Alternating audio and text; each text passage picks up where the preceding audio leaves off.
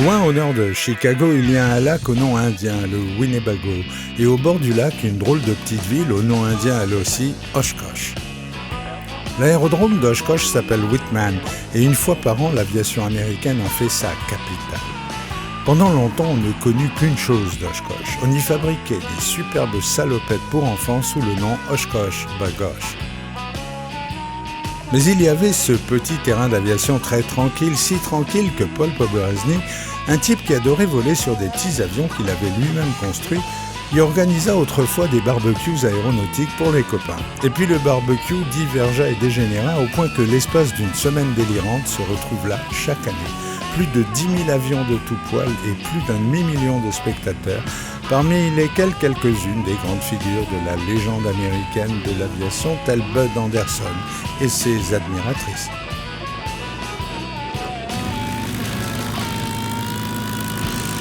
Ça s'appelle Air Venture et c'est la grande messe annuelle de la plus grande association d'aviateurs au monde, l'Experimental Aircraft Association. C'est aussi le triomphe d'une forme d'aviation libertaire, sans barrière ni écriteau menaçant, où le bon sens et la passion s'expriment à plein au nom du respect de la compétence de l'autre. Petits avions, gros avions, civils, militaires, avions d'autrefois ou d'aujourd'hui, les machines venues de partout dans le monde sont là pour prouver que derrière la tôle, il y a des humains passionnés, des gamins saturés de rêves jusqu'aux grands-pères habités de leurs souvenirs d'aventures célestes. L'avion n'est que le vecteur d'un fantasme vieux comme le monde, monter au ciel et l'habiter avec tout le respect qu'impose sa beauté.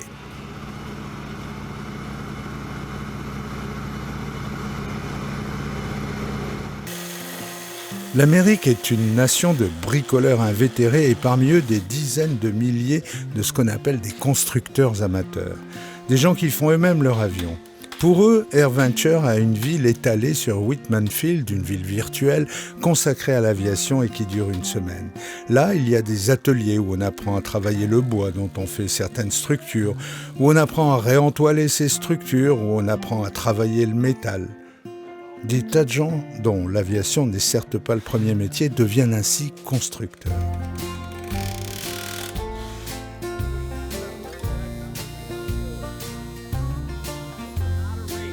Et puis il y a les marchés aux puces, innombrables, où on peut trouver toutes les vis, tous les boulons, les rivets, les rondelles, les pièces détachées, jusqu'à des morceaux d'avion complets, qui vont permettre de réparer, de restaurer, de construire ou reconstruire des machines volantes, qui constituent tout ensemble un fabuleux patrimoine.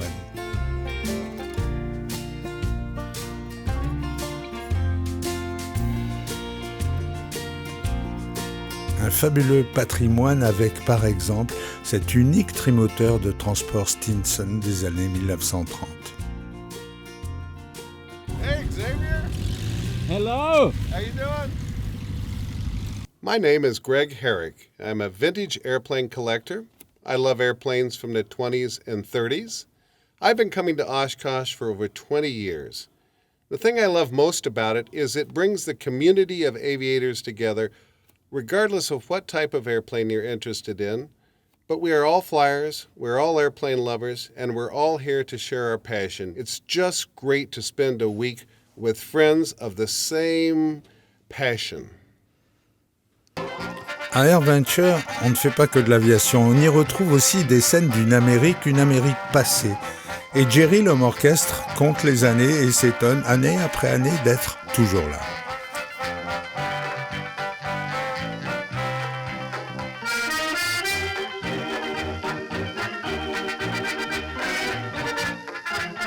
Un autre des piliers d'Oshkosh est un milliardaire fantasque, propriétaire d'une énorme collection d'avions et aussi d'un non moins énorme parc à thème situé en Floride.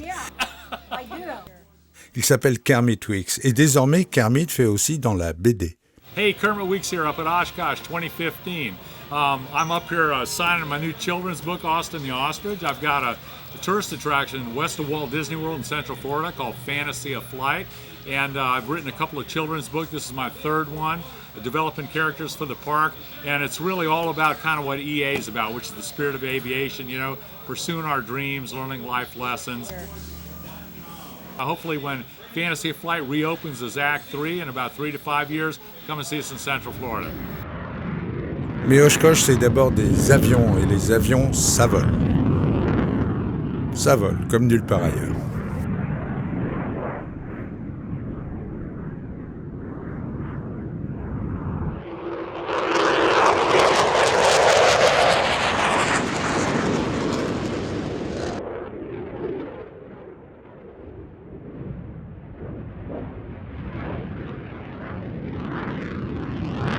Mais d'abord, les 10 000 avions d'Oshkosh sont ceux amenés par leurs propriétaires ou constructeurs, fiers et ravis de se balader autour du lac dans le circuit d'aérodrome le plus saturé du monde.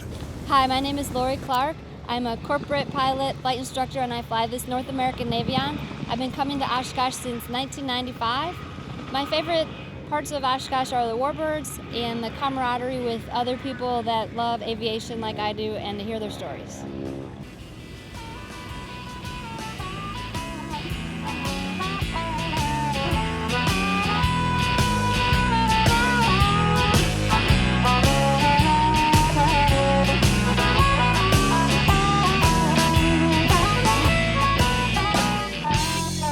À AirVenture fonctionnent des millions d'appareils photo et de caméras. AirVenture, c'est le paradis de l'image d'aviation. My name is Scott Slocum, and I'm the creator of MyBombshells.com. We're a Warbird pinup calendar. Also, Aero Media Group. We are an aviation company. We specialize in air-to-air photography. We've been coming to Oshkosh since 2004 and love it every year. We love the variety of the aircraft here. We love to be surrounded by people who love aviation. We just really love being here and being a part of it. We're here to shoot for different magazines. We do air-to-air missions, but I wouldn't give it up for the world. It's just absolutely amazing to be out there at 6:30 in the morning on a sunrise and having a beautiful warbird floating next to you while you're photographing it in glassy, smooth air. So, yeah. Oshkosh, c'est une légende qui est bâtie sur des légendes. Et l'avion icône pour tous les aviateurs américains est celui-ci, le P-51 Mustang, celui que Spielberg a surnommé la Cadillac du ciel dans son Empire du Soleil. Le Mustang, plus qu'un bel avion, est un authentique monument culturel américain. Chaque année, il en vient quelques dizaines à Oshkosh, arrivés des 4 coins des États-Unis.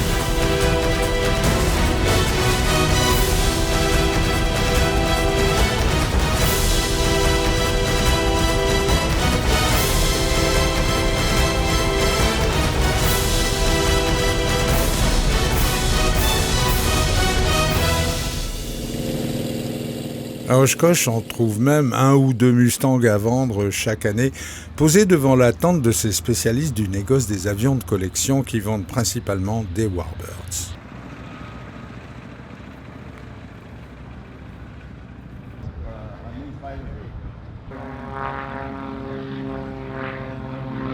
My name is Mark Clark. I'm the president of Courtesy Aircraft from Rockford, Illinois. I've been coming to Oshkosh since 1970. It's really, truly a special place. If you've never been to Oshkosh, you should come. You will see everything involved in aviation. But Oshkosh is really a special place. It's been a big part of my life for all of these years. Le Warbird, c'est la manifestation la plus spectaculaire de la culture aéronautique américaine. Warbird, l'oiseau de guerre. Chaque année, un jury de super spécialistes évalue les candidats à l'une des multiples récompenses en détaillant chaque avion et ses dossiers et ses documents d'accompagnement qui décrivent les restaurations qui se chiffrent souvent en millions de dollars. Le Warbird, c'est le délire à l'américaine. Big and beautiful. It's a post-war deal, 1940. En 2015, un Mustang du modèle B, un modèle très ancien, avait obtenu le titre de restauration la plus fidèle. Cet avion est un véritable chef-d'œuvre et si ça vous intéresse, il a changé de main pour une somme autour de 4 millions de dollars.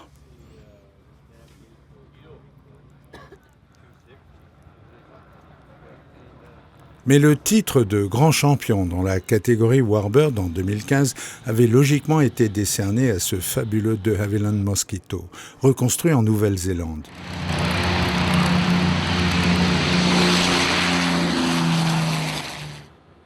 Si les Américains savent rechercher une certaine forme de perfection, les Néo-Zélandais sont encore plus extravagants.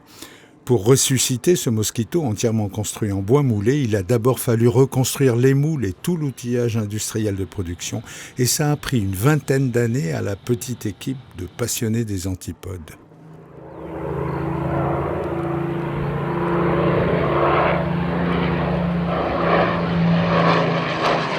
Et la majorité des participants à Oshkosh sont quand même plus modestes. My name is Mark Howard from Edmond, Oklahoma. Been a member of EAA Warbirds of America since high school, and I'm in my mid-50s now. This is the 7th year I brought my airplane to Oshkosh. The airplane behind me that I'm sitting on is a Fairchild PT-26 Cornell that was built in 1943 and trained pilots in Canada during the war. I have it in a U.S. Army Air Corps paint scheme. And we come here really as much for the people as we do the airplanes. À Oshkosh se produisent également quelques personnages dont on va dire qu'ils sont déraisonnablement barjots. Vous prenez un biplan Waco Taperwing des années 30. Vous greffez sous son fuselage un turboréacteur de jet d'affaires. 500 chevaux dans le moteur, dans le nez de l'avion, plus la poussée du jet, ça envoie du bois. Ils ont l'air déraisonnables comme ça, mais en fait, ils sont terriblement professionnels et compétents. Ils font du cirque, oui, mais du cirque avec la manière.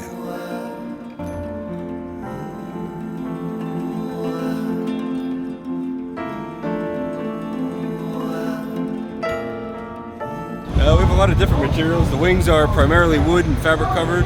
The fuselage is steel tube. This top cover and turtleneck carbon fiber. There's a lot of various materials used throughout the airplane. Okay, so this is the jet part of the Jet Waco. This is a CJ610 right off of a Lear 24, producing almost 3,000 pounds of thrust. Le pilote du Waco s'appelle Jeff Boone et il fait partie de la nouvelle génération des aviateurs acrobates américains.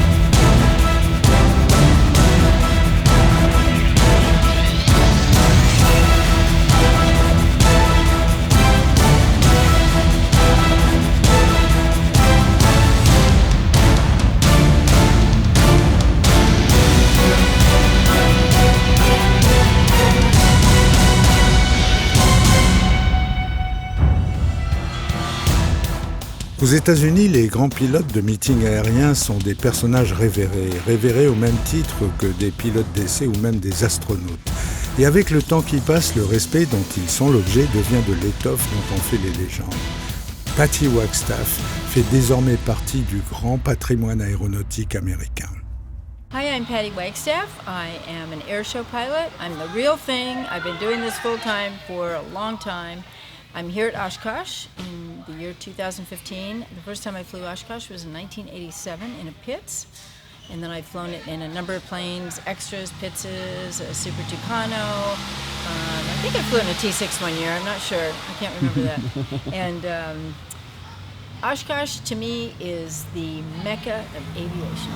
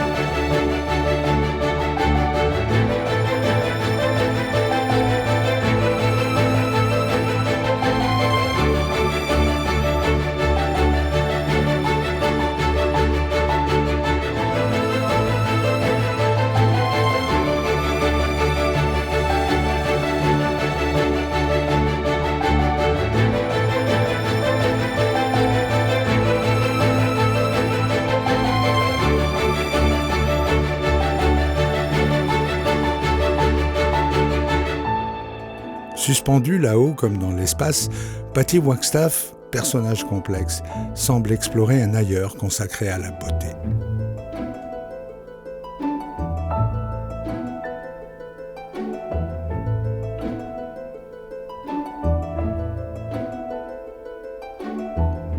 Tout le monde à Oshkosh peut se prendre un peu pour Patty Wagstaff. Et durant la semaine, au-dessus des environs du lac Winnebago, les pilotes de beaux avions s'échappent par petits groupes pour aller tout simplement s'en mettre plein les yeux.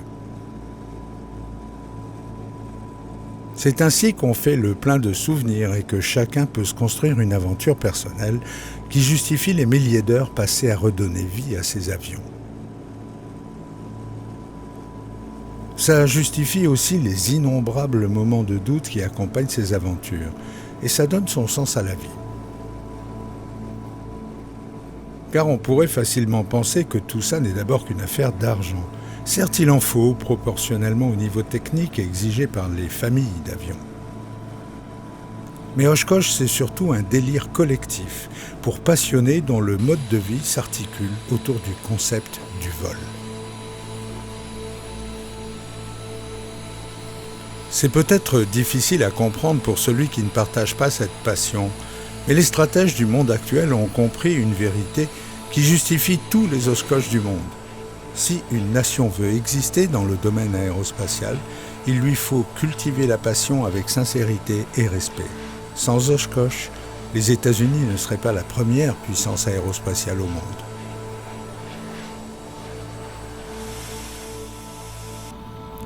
La fin d'après-midi se profile. Gene Soucy amène son biplan sur la Flightline. Les ULM vont profiter de l'air calme du début de soirée.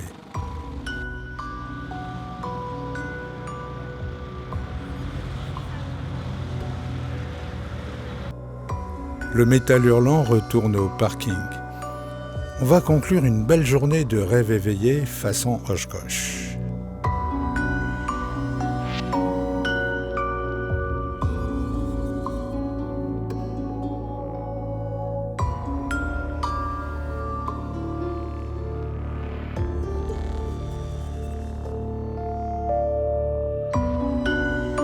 Sous la grande tente, le dîner de bienfaisance géant abrite une vente aux enchères qui va ramener des sommes démesurées.